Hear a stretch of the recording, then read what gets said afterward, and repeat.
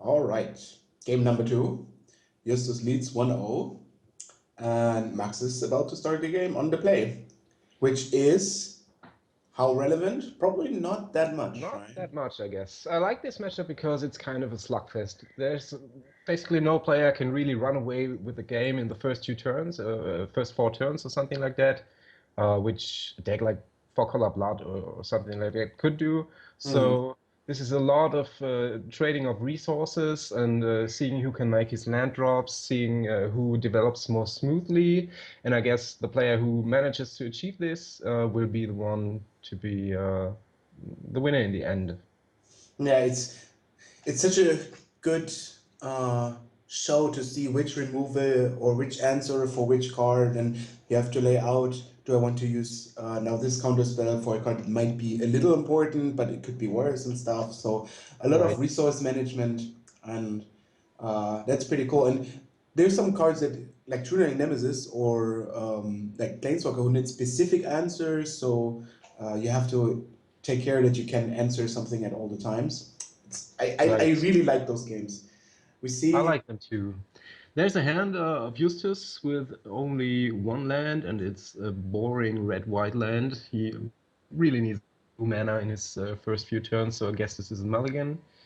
The hand of the Grixis deck is, I guess, promising. There are two lands, an Arc Trail, a Cantrip, Liliana Electrolyze, and a Toxic Deluge.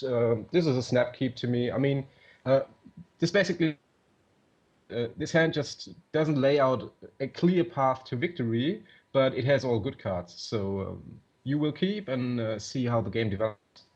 yeah, of course, Eustace here taking now advantage of the free mulligan, uh, which is for normal Magic players like the heaven of mulligans. You could just take regular seven cards again. I find myself taking mulligans like so loosely, which I usually don't really like to do. But it's like drawing another seven. What could be go It's wrong? like three, huh? Yeah, it's like free. It would be a waste to not take it. Let me just And toss a random idea here. What if yeah, we would get rid of that free mulligan? What's your opinion on that? Do we really oh, need it anymore? um, it has a lot of. The question is, I think for applications on the tournament, it's a different thing than for fun, because for fun you have like the the requirement for actually having like a stable game and fun. So your deck building requirements aren't that high. Like you say, like we'll be fine with 34 lands, for Uh, example, because I'm drawing two lands and I get a strike stuff. For tournaments, it's interesting because the variance, if you take it away, gets higher. So there are a lot of games that might not be as like as easy to play because you get like a two-lander and then you have to think maybe I keep or go down to six. So mm, there's actually a lot of implications for the deck building. You probably go over to 40 lands and stuff. I right, think I really like the free mulligan, but I don't really know if it's necessary. right. So That's we, an opinion I would share, I guess. so we see So, a temple here on the left side and yeah, the very nice scry on turn one because you don't do much anyway. And ooh, that's an O Fortune. card. Yeah. What does that do? It's a nice little Indian mystic. I don't know what's on this artwork. It's basically a ponder, but it has the added upside of being able to ponder your opponent. So you can look at the top three cards of your opponent's library and rearrange them, and then yourself draw a card. Uh-huh. But it's a delayed draw, like there was in the past. Like this, at the beginning of the next upkeep, you draw the card. Yeah, the cool mechanic from Ice Age or something. Yeah, It I was guess that's actually actually it was actually named a mechanic. Like it was like a delayed slow draw because of freezing and coldness and stuff. Very, okay. Okay. very and Ice was mm, but yeah, like looking, you can also shuffle your opponent's library. Um, I don't know, maybe the 10% of importance here. So yeah. that's the usual slow draw go games we see from time to time from those decks. There can be fast starts as we saw in the game one, but also like developing resources here in the mana. We see that Max didn't play the preordain in the turns before. Which is right, I think. I don't know. He wants to hit land drops, wants to make sure he hits those, but Preordain gets the stronger the later the game goes, I think. So it's defensible to not crack the Preordain right now and have more information on what he really wants later on. It will be interesting how he approaches the matchup. I think you don't just slam Liliana here. It's just too risky to walk into a counterspell. I think you just pass. The cracking of the fetch was correct because that way he plays around the Aven Mind Sensor, which could be in the Jeskai list, which most assuredly is in the Jeskai list. Yeah, the awkward hand is a little bit like the hand is a bit awkward because there are three removal spells, Yeah, which have to find like a target over the game because otherwise they're mulligans. And we see there's a lot of action also in Eustace hands here. This is a Jace coming down, being protected by the Caracas, a very, very good land in Highlander. right. That's an I interesting play. He had the choice of not doing anything and leaving the passing the turn with Vendilion click up, basically. He which is chooses not to do this, which is defensible, I think, but interesting the note. the click is very cool if you want to protect the deck Faden, because either the click resolves and you look at your opponent's hand and you can make your decisions bound by that, or it gets countered and the deck Faden most likely resolves, and deck Faden is very strong, looting Yes. to usually not stealing an artifact, but it comes up stealing some signets or talisman or even like coercive portals. Oh, Yeah, the thing with Dark Faden is you don't play him for the stealing effect, but when it does steal something, it's basically most of the time just game. have you ever used the ultimate for something? Yeah, sure. Happened like twice or three times. Ah, that is the best. Like electrolyze dealing one to this, Yeah. gain control of both. Yeah, you see here the electrolyze went to the face because the Caracas protects the Jace, and now Jace jumps back. And And this is where it he like I mean he basically electrolyzes to the face because he wants to make sure he hits his land, which he does. yeah, and I'm not sure if Flame Slash is the way to go because you could have also just played the Liliana, uh, which means that the Liliana is on play, but he seems to value the loyalty of the Liliana pretty highly. All right, so now we see both players discarding. Justus having a big choice here between his 7 cards. What would you take? Well, he discards a Chain Lightning, a decision I can see. It's like overall, I think the worst card in his hand. It's could be kind of valuable to take the loyalty counters down from Liliana in the future. Yeah, and now the uh, Geist of Sandcraft, which is, yeah, at least a nice card for Liliana because now the -2 gets rid of the Geist, but it can be get bounced back with the Caracas. Ah, yes. Okay, but this turn basically got him nowhere. Well, it at least takes him 2 counters off the Liliana for not a card. So he Okay, knows that Max but is wouldn't you? Hmm. he knows that Max is light on cards, so it might be that he doesn't feel very pressured.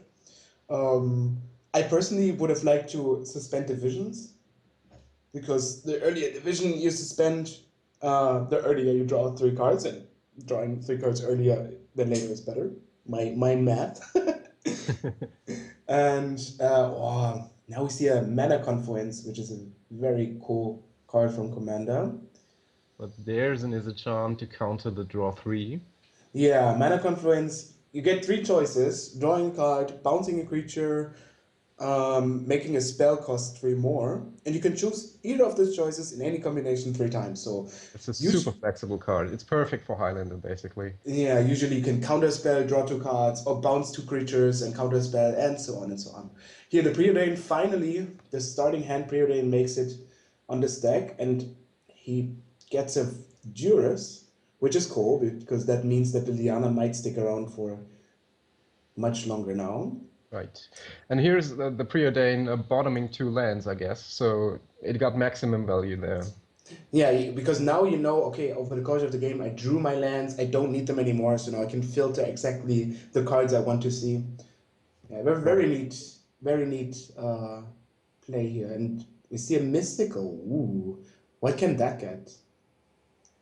Usually some very spicy stuff. I don't know, maybe I don't know if Eustace plays Entreat the Angels or something like that.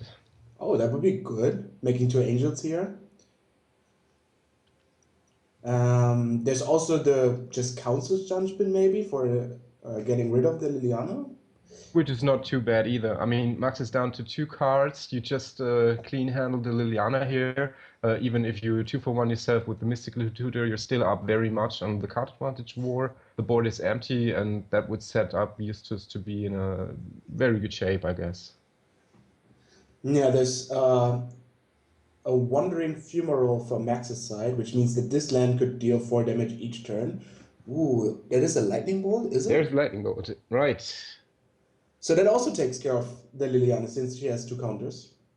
And that's why I would have maybe kept the Chain Lightning before, because it is a Hmm. nice way to pick down, to take down some loyalty on the Planeswalker. Yeah, because if you play the Geist of Sun Draft as played, the Liliana goes down, you can kill it right away. Right. Okay, so now also Max sees the hand. We know Justus has Geist of Sun Draft, Ingestion Vision, Jace, Vendilion Click, and Deck Faden. Very, very potent hand. What's your And pick here? yeah, basically you only have 2 cards, the Vision and the Deck Faden. And for um, this game state, I think the Deck Faden seems a bit more annoying because Max knows that if the Lightning Bolt is being played, which is probably happening since Liliana has to die, that leaves exactly 3 mana for the Deck Faden. And if that hits the table, then it's going to be very hard to draw better cards than All an right. opponent. Basically, Um, Max is so much behind right now that he has to say, okay, like the 4 turns to that ancestral vision needs to go off. I must just ignore this and find an answer to that later. yeah, maybe I draw like a treasure cruise or something that gets me to an answer, but right now I don't have it. Yes. And the question is still if the Deck Faden is the better card now in the on the battlefield. And Justus decides to go with the click, which is interesting because now he wants to see what Max is holding, and that's of course basically yeah uh, €1 gift certificate for a perfume shop and get to jail free card, which are both not relevant for the game. Yes. So just checking if the letting go is safe. He leaves Liliana down. And it's the usual, what you know, you can keep your hand. I'm a generous god. I don't take anything away from you. We say Watergrave, the draw here. And I guess now is the time for the fumarole. Oh, okay. So the Tectonic Edge takes away the Caracas. Uh, That is a step which might prove to be necessary in the future because it can protect Geist and Jace. hmm. So he gets away with it right now. I think I'm not sure because if you play the Archer, you deal 2 to Justus, then he goes to 12. If you attack with the Fumarole, you do 4 more and he goes to 8. And I'm not sure uh, another line can get to like the winning game. You Hmm. probably have to put pressure on because now uh, the vision comes down, the Jace is going to flip next turn, and there's nothing right now. Uh, oh, there's a miscalculation. Maybe they can hit something important like the Geist. If he manages to hit the Geist, then kind of top deck something to kill the Jace, he might be again in this game. Yeah, or like something that gets his card count up. I Right. don't know if there's like a Tidings in the deck or something that draws a lot of cards. Well, there was Mystic Confluence, which is gone. I guess he has Dig Through Time and Treasure Cruise for sure in his list. There is Cruel Ultimatum, but we're a little bit off that. Ooh, Cruel Ultimatum, nice. Is that a fancy card for Highlander, or is that actually a good card in those decks? I think it is fancy, but it is actually a good card in Highlander if your deck is kind of set up to use the card. Hmm. That sounds if cool. that makes sense. Yeah, it makes sense for me. I would play it. So now we see the abbot hits the mana, the miscalculation, which of course is much better than just letting your opponent reveal a land, for example. And now the flashback Jace is going to hit. Ooh, important. Very important here. Uh-huh. The look-in reveals a plains, a preordain, and a detention sphere. Ooh, that's neat, right? Because you can keep the land and then play the preordain. Yes, and this would enable him to next turn play his Geist with a spell pierce up for what it's worth. I guess you keep those cards. They are just fine. Like nothing too exciting, but You overall good probably cards. you probably bottom the detention sphere next turn if the board state doesn't change. Mm. Because right now you actually only want to close this game. You feel so in reach. Yeah, now Jace goes down against the Fumarole. Those lands are so good. Like laying around in the game for basically no cost, threatening the Planeswalkers. I usually play even Mutterbolts in my control decks because Mm. just having them makes Planeswalkers so much more awkward. Yes, and they are very difficult to deal with for those control decks which usually do not have that much of a board presence in form of creatures with which can attack them, which Yeah. makes the manlands even more valuable. It's true. And now that we got like five more, a lot of combinations get more lands. Yeah, that's pretty cool. Yeah, Geist of Sandran is not a slow clock. You can see the Inchester vision getting down to the point where it makes like a real Inchester recall.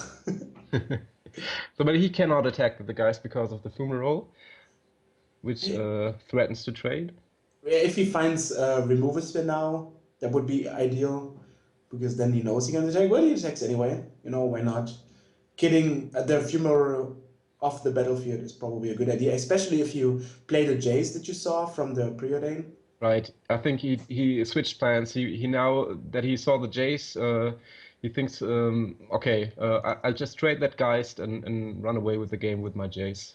Yeah, interesting. The detention fear was kept, so he wanted to make sure that he can get rid of maybe like a Obnixilis, like an important permanent that could get it Max back into the game. Yeah, it's just kind of a backup card. I like keeping it. Yeah, there's this moment that's like if you think, yeah, one more important spell and then I might get back. And Mm, if any decks have those cards, it's the control decks. Um, yes, for sure. I like to play my concentrates and stuff for the point that you trade a lot of one for one trades and then draw more cards. Here the negates hits the Intest Division, which is a very good step. Ooh, there's a Cola Guns command. That's a good draw for Max, because that With means that Jace. he gets something back, can deal to damage over. Ooh, yeah, he pluses now Jace, which is an unusual choice most of the time, but especially against Red has I like it, important. yeah. I like it against red. He pluses on himself, right? And saves him mana drain. I think he plused on Max, which seems what you want to do because Yeah. you don't want your opponent to draw something for the next turn, and then you can brainstorm freely. We see now Max drew a Thoughtseize, which is unfortunately not that relevant. The cost of the discard spells in the later game.